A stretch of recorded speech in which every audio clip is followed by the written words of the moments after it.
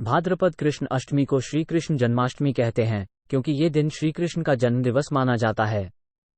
इसी तिथि की घनघोर अंधेरी आधी रात को रोहिणी नक्षत्र में मथुरा के कारागार में वसुदेव की पत्नी देवकी के गर्भ से श्री कृष्ण ने जन्म लिया था।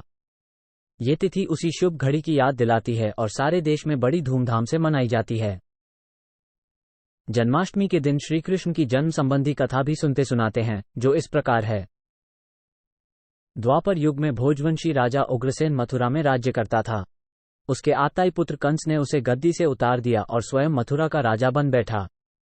कंस की एक बहन देवकी थी, जिसका विवाह वसुदेव नामक यदुवंशी सरदार से हुआ था। एक समय कंस अपनी बहन देवकी को उसकी ससुराल पहुंचाने जा रहा था। रास्ते में आकाशवाणी हुई, हे कंस, जिस देवकी को तू बड़े प्रेम से ले जा रहा है, उसी में तेरा काल बसता है। इसी के गर्भ से उत्पन्न 8वां बालक तेरा वध करेगा। ये सुनकर कंस वसुदेव को मारने के लिए उद्यत हुआ। तब देवकी ने उससे विनयपूर्वक कहा, मेरे गर्भ से जो संतान होगी, उसे मैं तुम्हारे सामने ला दूंगी। बहनोई को मारने से क्या लाभ है? कंस ने देवकी की बात मान ली और मथुरा वापस चला आया। उसने वसुदेव और देवकी को कारागृह में डाल दिया। वसुदेव देवकी के एक एक करके 7 बच्चे हुए और 7 को जन्म लेते ही कंस ने मार डाला। अब 8वां बच्चा होने वाला था। कारागार में उन पर कड़े पहरे बैठा दिए गए।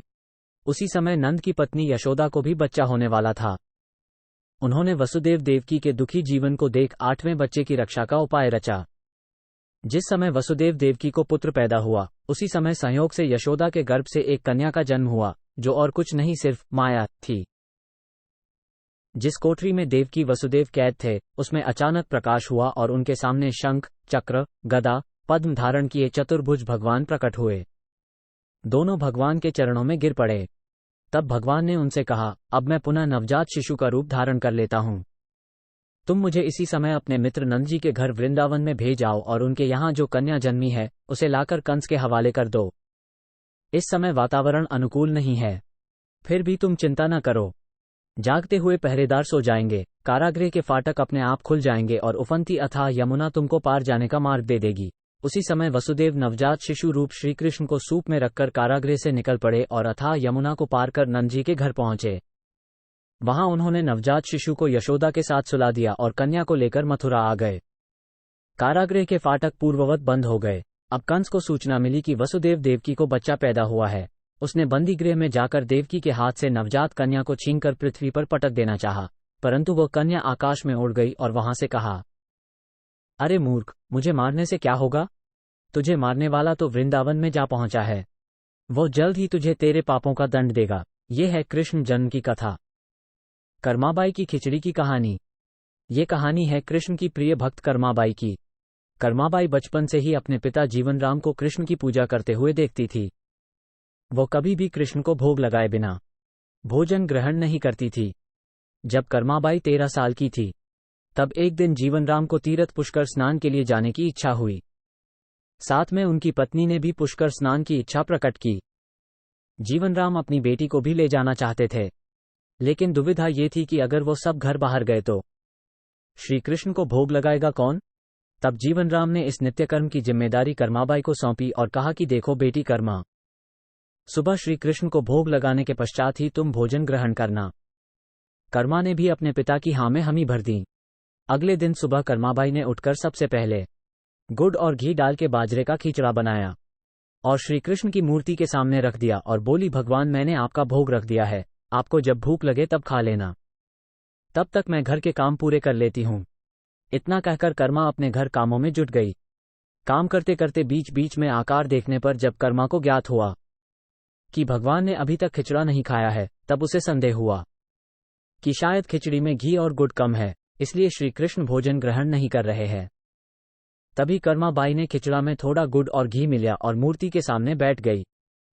वो बोली, भगवान, मेरे पिताजी जब खिलाते हैं तब तो आप खा लेते हो, तो अब क्यों नहीं खा रहे? और अभी तो पिताजी बाहर गए हैं, उन्हें आने में बहुत दिन लगेंगे, तब तक आपको भोग लगाने की जिम्मेदारी मुझे दी गई है, इसलिए जब तक आप भोजन नहीं खाएंगे मैं भी कुछ नहीं खाऊंगी।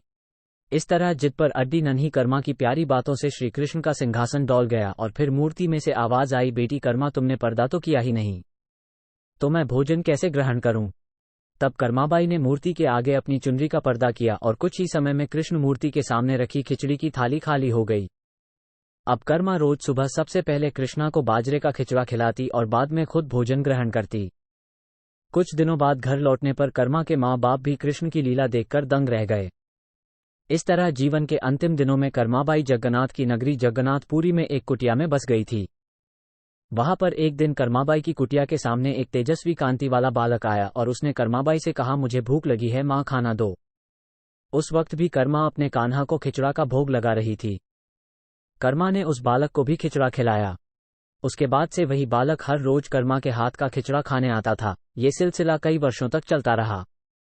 वो बालक कोई और नहीं, स्वयं जगन्नाथ भगवान थे, क्योंकि जिस दिन कर्माबाई देहांत हो गया उस दिन जगन्नाथ भगवान की मूर्ति की आंखों से आंसू बह रहे थे और उसी रात मंदिर के पुजारी के स्वप्न में जगन्नाथ भगवान आए और अपने दुखी होने का करना बताया कि उनकी परम प्रिय भक्त कर्माबाई गोलोक से धार गई है। मैं रोज सुबह उसके हाथ की खिचड़ी खाता था, अब मुझे खिचड़ी कौन खिलाएगा।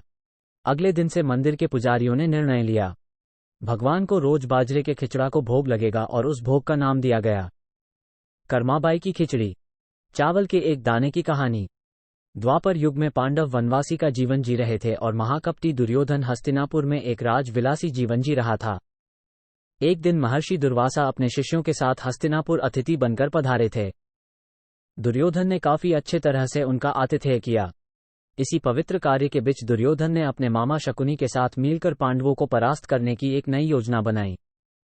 जब महर्षि दुर्वासा ने कहा कि हम अब भोजन करेंगे, तब दुर्योधन बोला कि ऋषियों को भोजन करना तो एक महापुण्य का कार्य है, लेकिन महर्षि दुर्वासा मैं आपसे अनुरोध करता हूं कि इस महापुण्य को प्राप्त करने का अवसर मैं अपने बड़े भ्राता युधिष्ठिर को देना चाहूंगा। इतना कहकर दुर्योधन ने महर्षि दुर्वासा और उनके शिष्यों को नजदीक के वन में बसे युधिष्ठिर की कुटिया में भोजन करने के लिए भेज दिया, क्योंकि वो जानता था कि दोपहर के उस समय पांडव द्रौपदी सहित खाना खा चुके होंगे और कुटिया में अन्न शेष नहीं होगा।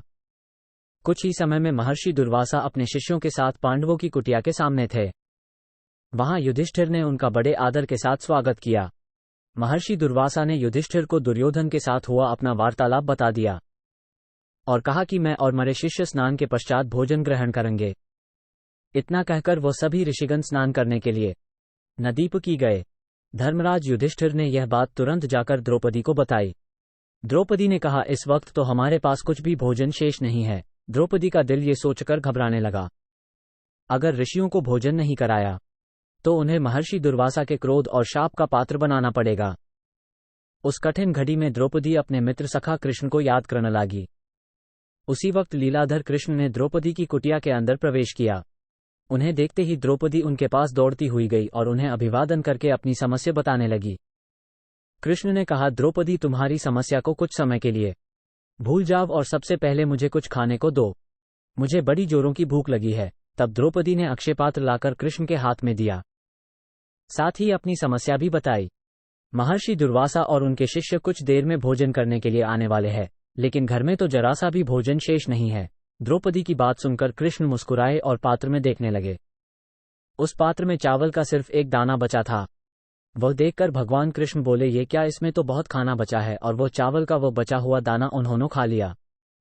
इधर कृष्ण के चावल का वो दाना खाते ही उधर स्नान करके नदी से बाहर निकले महर्षि दुर्वासा और उनके शिष्यों का पेट भर गया और उन्हें डकारें आने लगी और वो युधिष्ठिर की कुटिया के ओर जाने के बजाय अपनी यात्रा के लिए प्रस्थान कर गए।